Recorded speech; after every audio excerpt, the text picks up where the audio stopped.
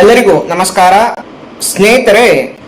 Bankers books evidence act 1891 ಈ ಕಾಯ್ದೆ legal proceedings ಗಳಲ್ಲಿ ಬ್ಯಾಂಕರ್ಸ್ ಬುಕ್ಸ್ ನಲ್ಲಿ ಮಾಡಿದಂತಹ ಎಂಟ್ರೀಸ್ ಗಳನ್ನ ಎವಿಡೆನ್ಸ್ ಆಗಿ ಅಡ್ಮಿಸಿಬಲ್ ಮಾಡಿಕೊಳ್ಳೋದಕ್ಕೆ ಈ ಕಾಯ್ದೆ ಸಹಾಯವನ್ನ ಮಾಡುತ್ತೆ.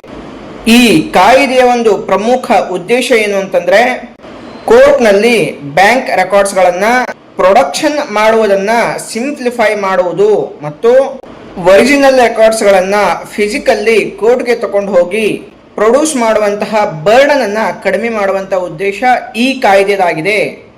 ಈ ಒಂದು ಆಕ್ಟ್ ನ ಪ್ರಕಾರ ನೀವು ಕೋರ್ಟ್ ನಲ್ಲಿ ಅಂದ್ರೆ ಬ್ಯಾಂಕ್ನವರು ಒರಿಜಿನಲ್ ಬುಕ್ಸ್ ಗಳನ್ನ ಪ್ರೊಡ್ಯೂಸ್ ಮಾಡಲಾರದೆ ಸರ್ಟಿಫೈಡ್ ಕಾಪೀಸ್ ಗಳನ್ನ ಪ್ರೊಡ್ಯೂಸ್ ಮಾಡಿದ್ರೆ ಸಾಕು, ಅವುಗಳನ್ನ ಎವಿಡೆನ್ಸ್ ಆಗಿ ಅಡ್ಮಿಟ್ ಮಾಡ್ಕೊಳ್ಳಲಾಗುತ್ತೆ. ಆದ್ರೆ ಅದು ಬ್ಯಾಂಕ್ ಆಫೀಸರ್ ಇಂದ ಪ್ರಾಪರ್ ಆಗಿ ಅಥೆಂಟಿಕೇಟ್ ಆಗಿರಬೇಕು. ಒಂದು ವೇಳೆ ಕೋರ್ಟ್ಗೆ ಅವಶ್ಯಕತೆ ಅನಿಸಿದ್ರೆ ಒರಿಜಿನಲ್ ಬುಕ್ಸ್ ಗಳ ಇನ್ಸ್ಪೆಕ್ಷನ್ಗೆ ಆರ್ಡರ್ ಅನ್ನ ಕೂಡ ಮಾಡಬಹುದು.